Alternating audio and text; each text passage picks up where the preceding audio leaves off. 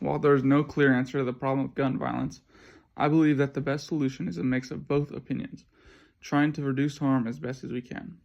It could be obvious to some that the easiest solution would just to be completely outlaw gun ownership, but that is not possible in our current society, as many people own guns for sport with no intention of ever harming anybody, but our current system makes it too easy to obtain a deadly weapon.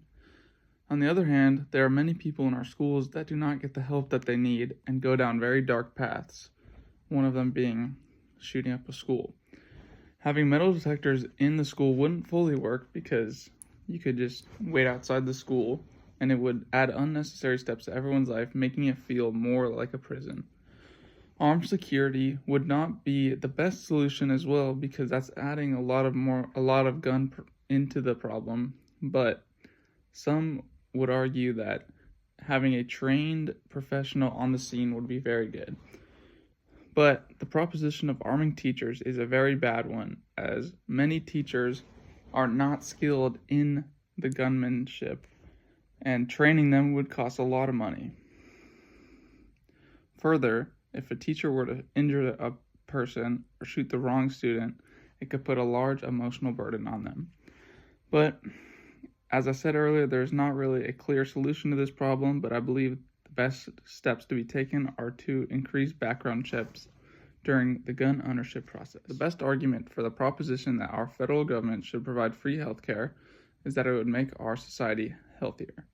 While it is not that simple, making healthcare more affordable would welcome those who often turn down healthcare due to the cost. Many people avoid going to the doctors or going to the hospital because it is not worth a large financial hit. This would not happen as much with the spread of affordable healthcare, and this in turn would reduce the amount of major surgeries that are required later in people's lives. Many think that there would be longer wait times for surgeries, but having private healthcare could be the answer for this. While it might make a wealth disparity in the system, it might just be the only good way about doing it.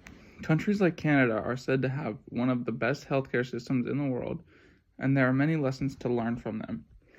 Mainly that private healthcare can still be used, but free universal healthcare makes it so many less fortunate groups are still able to receive the help they need. Higher taxes would definitely be a part of this model, but that's another discussion to have. So in conclusion, free or much more affordable healthcare is something good for the United States, and the pros far outweigh the cons. The best argument for the proposition of our government establishing safe consumption sites is that it can save people's lives. People are going to consume harmful things no matter the status of the legality of it because they want to get high.